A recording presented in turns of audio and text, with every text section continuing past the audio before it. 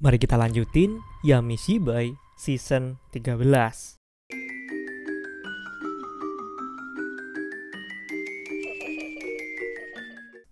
Episode 1 judulnya Petugas Lift. Nyeritain tentang seorang bocah cewek yang punya cita-cita jadi petugas lift. Saking semangatnya, dia sampai dandan ala gadis lift beneran. Suatu hari dia sama emaknya pergi ke mall. Si anak bilang pengen sering-sering naik lift hari itu, dan emaknya pun ngizinin. Katanya dia mau belanja di bawah. Si bocah pun naik lift sendirian di nomor 4. Ketemu tuh sama gadis lift asli yang lagi bertugas. Dia seneng banget, bahkan bilang pengen naik lift selamanya.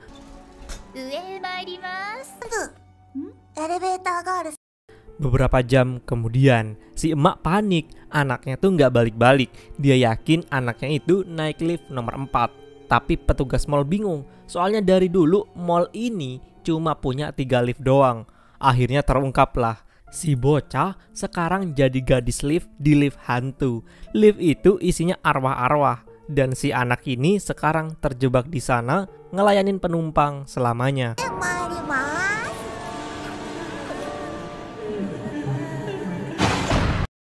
Episode 2 judulnya Papan Pesan. Nyeritain tentang cewek SMA yang pas balik sekolah di stasiun dia nemuin papan pesan. Dia nemuin tulisan digantung atau dikubur hidup-hidup. Mana yang paling kamu sukain? Nah, karena cewek SMA ini lagi tertekan sama kehidupan sekolahnya yang berantakan, dia pun iseng ngebales tulisan itu dan nulis kalau dia lebih suka dikubur. Dia ngira tulisan ini tuh cuma lelucon doang. Besoknya dia ngeliat ternyata ada balasan lagi. Saya akan menggali lobang kalau gitu. Nah, nih cewek ngikut alur dan bales, gali aja. Sejak itu, papan pesan ini jadi perantara balas-balasan pesan antara nih cewek sama si misterius yang entah siapa. Nih cewek berkali-kali nulis buat gali lebih dalam. Dan suatu ketika, dia ngebaca balasan, saya gak sabar buat ngeliat kamu dikubur. Ngebaca itu, nih cewek jadi takut. Dia pun hari ini gak nulis, tapi besoknya ada balasan lagi. Kenapa kamu gak balas kemarin? Nih cewek ngebaca itu makin nambah takut dan ngeri. Ditambah dia ngebaca kalau si misterius ini bakalan nunggu selama-lamanya. Ngelihat itu, nih cewek di puncak ketakutannya. Dia pun ngehapus semua pesan yang ada di situ. Baru aja mau pergi, tiba-tiba papan pesan ini ada yang nulis tanpa wujud.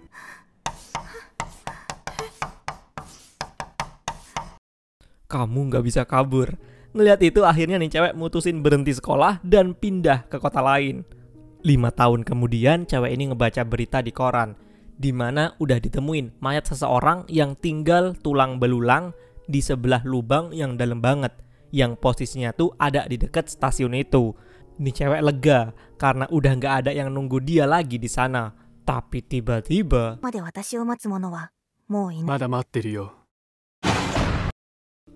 Episode 3 judulnya Potret. Nyeritain tentang seorang model cewek yang baru debut dan lagi sesi pemotretan di studio. Tiba-tiba bos studio bilang kalau wajah si model ini mirip banget sama idolanya dari zaman dulu. Seorang penyanyi legendaris bernama Noriko yang udah meninggal 40 tahun lalu.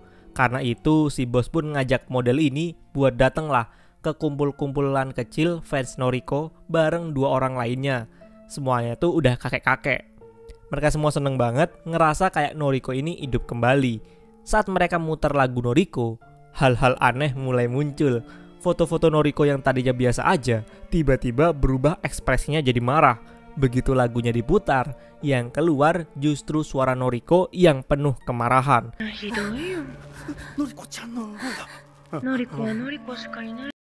Dia kecewa karena para fansnya dianggap udah gak setia dan malah nyari pengganti dirinya. Model cewek ini panik dan coba kabur. Tapi fans-fans tua itu seolah kerasukan. Mereka nurut sama suara Noriko yang bilang cuma boleh ada satu Noriko di dunia ini. Dan saat itu juga mereka membunuh model yang dianggap sebagai tiruan demi Noriko asli.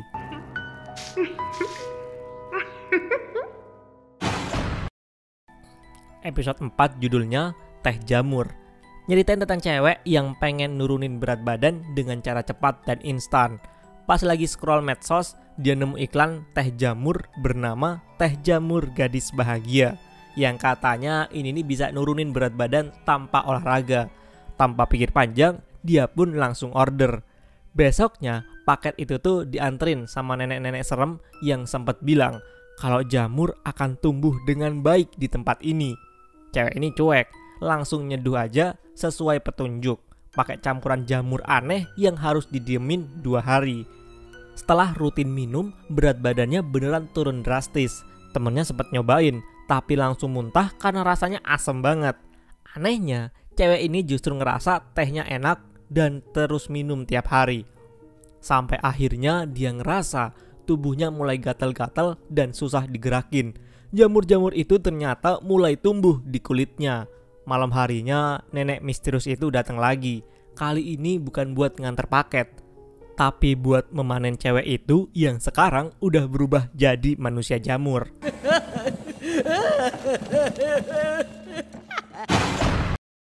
Episode 5 judulnya Moving in Soba. Nyeritain tentang mahasiswa yang lagi krisis keuangan gara-gara kebanyakan main pachinko. Di tengah kondisi lapar dan gak punya duit, dia didatengin sama cewek misterius dari kamar sebelah yang baru pindah. Sesuai tradisi atau kebiasaan orang Jepang, si cewek ini ngasihlah mie soba dalam kantong plastik putih sambil minta maaf kalau nanti kedengeran suara berisik. Tengah malam si mahasiswa lapar dan mutusin buat masak mie soba itu.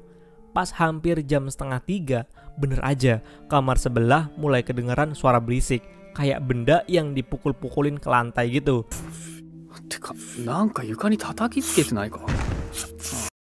Tapi pas dia lagi makan, mie yang tadinya enak itu tiba-tiba berubah jadi rambut.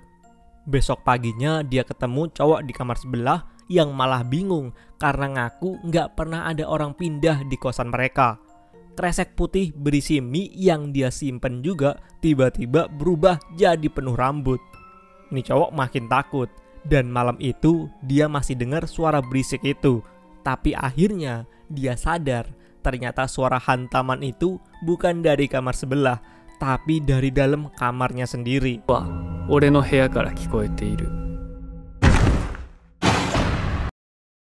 Episode 6 judulnya Restoran Drive-In. Nyeritain tentang cowok yang mobilnya mogok pas lagi di jalan gunung. Untungnya dia diselamatin sama bapak-bapak pegawai restoran drive-in dan diajak neduh di sana. Sambil nunggu hujannya reda, mereka pun ngobrol-ngobrol soal cerita hantu yang sering dibahas sopir-sopir truk yang lewat di situ. Si bapak cerita katanya ada arwah penasaran yang muncul buat nyampain penyesalan terakhir mereka. Dan orang yang ditemuin itu tuh wajib bantuin atau bakal dikutuk sampai mati kalau nggak bantu. Awalnya si bapak nggak percaya. Sampai 3 hari lalu, bapak ini katanya didatengin sama arwah cewek yang minta tolong buat dibunuhin mantannya karena mantannya itu udah ngebunuh cewek ini. Si cowok juga cerita balik, katanya tadi malam dia ketemu arwah cowok yang dibunuh sama buronan dan pembunuhnya itu masih ada di restoran drive-in ini. Ternyata keduanya tuh nunjukin luka memar dari arwah yang nyuruh mereka. Cowok itu bilang dia datang buat bunuh si bapak. Awalnya mereka ngakak bareng karena ngira itu semua cuma bercanda. Tapi tiba-tiba suasananya berubah tegang. Ternyata mereka beneran percaya cerita masing-masing. Dan di balik badan masing-masing udah nyiapin pisau buat saling bunuh-bunuhan sebelum dikutuk lebih dulu.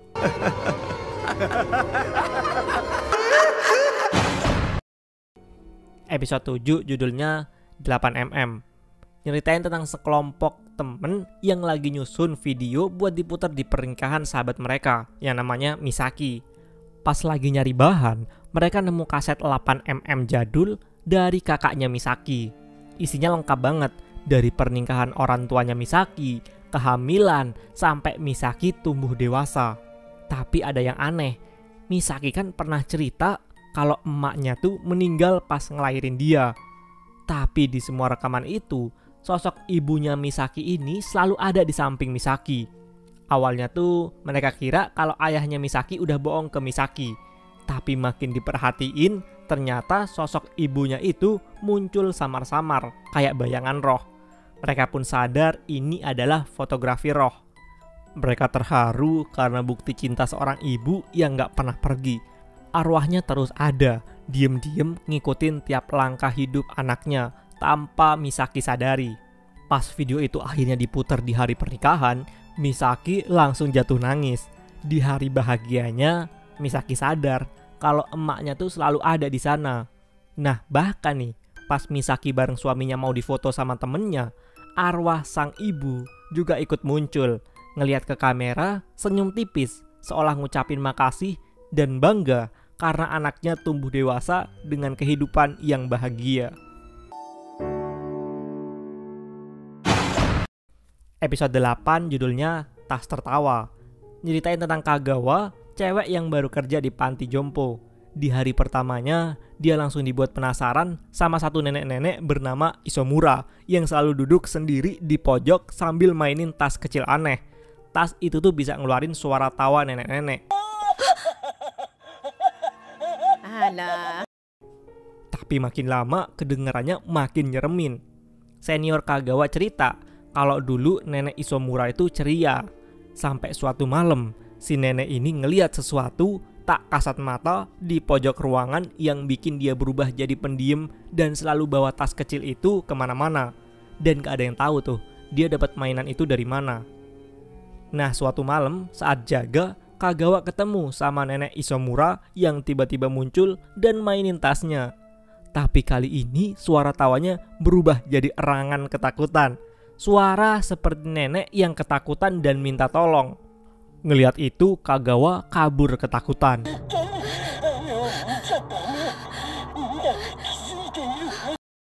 Besoknya, nenek Isomura ditemukan meninggal di kamarnya dalam kondisi tidur. Karena penasaran, malamnya Kagawa ini balik lagi ke kamar nenek itu dan bukalah tas kecil itu, yang ternyata isinya lidah manusia. Tiba-tiba muncullah sosok mengerikan di depan Kagawa.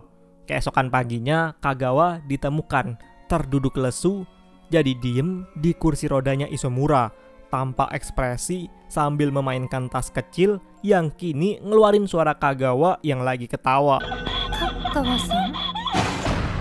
Episode 9 judulnya Lubang Intip. Ceritain tentang cowok yang lagi mampir ke onsen, pemandian air panas. Nah, di dekat situ ada kios yang dijaga sama anak-anak. Di kios itu, dia nemuin lubang misterius dengan tulisan 500 yen per tayangan. Bocah penjaganya nawarin buat ngintip sekali aja dan ngingetin jangan pernah ngintip 2 kali. Awalnya cowok ini cuek, tapi karena penasaran, dia pun bayar dan ngintip. Di dalam lubang itu, dia lihat sosok cewek menyeramkan dengan satu mata merah. Kaget dia, jadinya mundur. Tapi dia makin penasaran.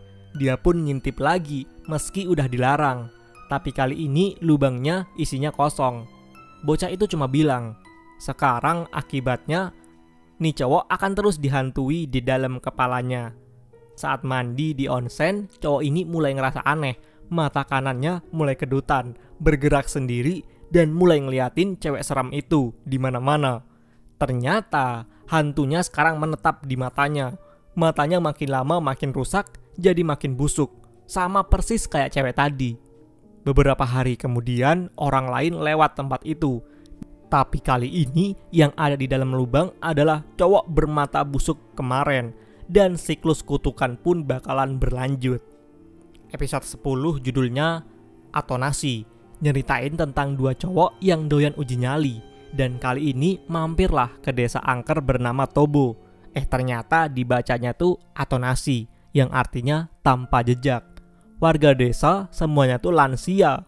Mereka menyambut cowok ini dengan ramah dan ngajaklah ke pemandian air panas kebanggaan desa. Awalnya mereka mikir tempat ini gak serem sama sekali. Tapi pas berendam, terdengar nyanyian aneh dari para warga.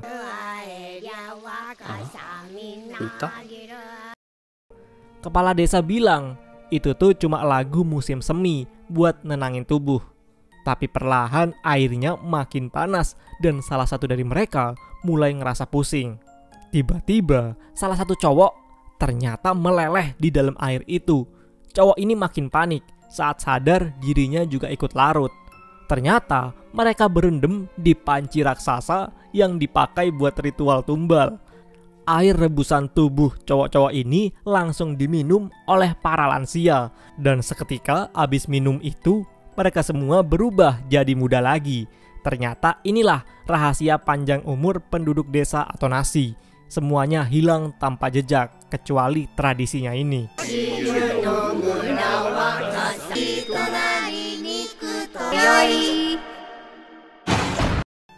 Episode 11 judulnya Lotre Tali.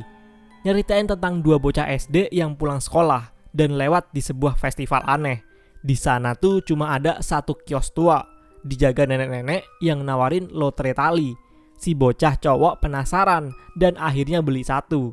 Ternyata dia dapat hadiah utama, yaitu boneka merah yang katanya harus diperlakukan dengan baik. Karena nanti boneka itu bakal membalas perlakuan yang sama, kata si nenek itu.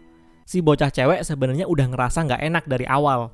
Tapi karena si cowok nggak suka bonekanya, dia pun malah ngasihin ke si cewek.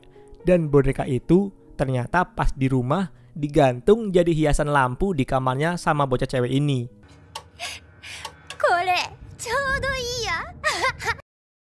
Malamnya, orang tua si cowok panik karena anaknya tuh nggak pulang-pulang katanya.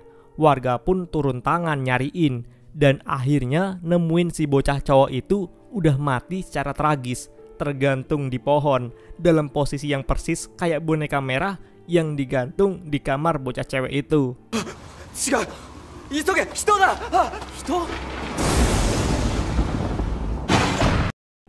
Episode 12 judulnya Hotel Klasik.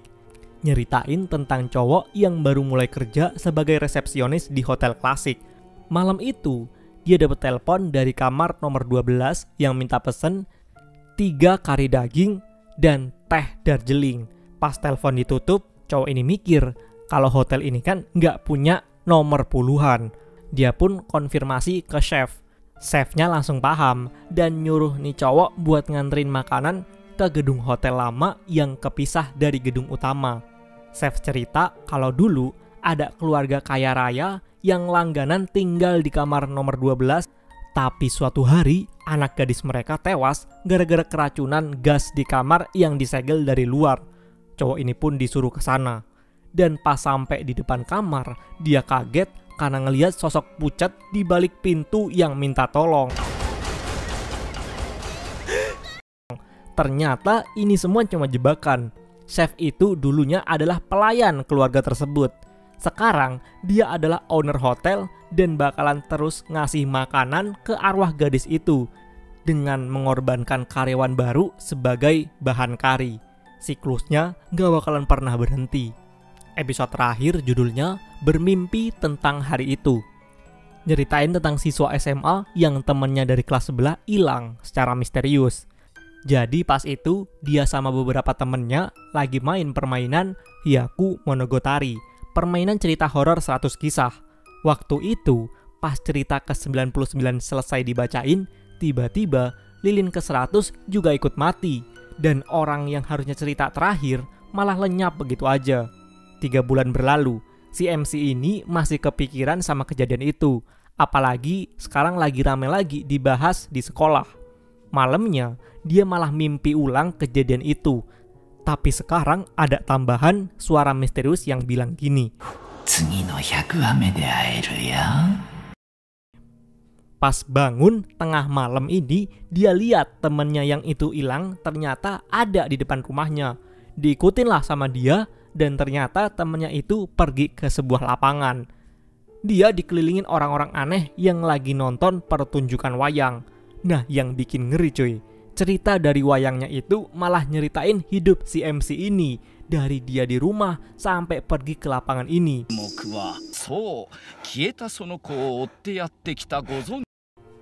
Tiba-tiba semua orang yang ada di situ ngeliat ke arah MC dengan ekspresi aneh dan pakai topeng.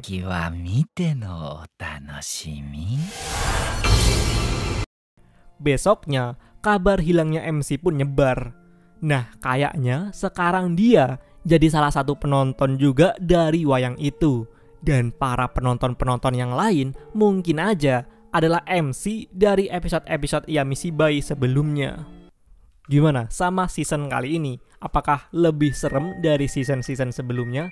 Coba komen di bawah, cerita mana yang paling lu sukain.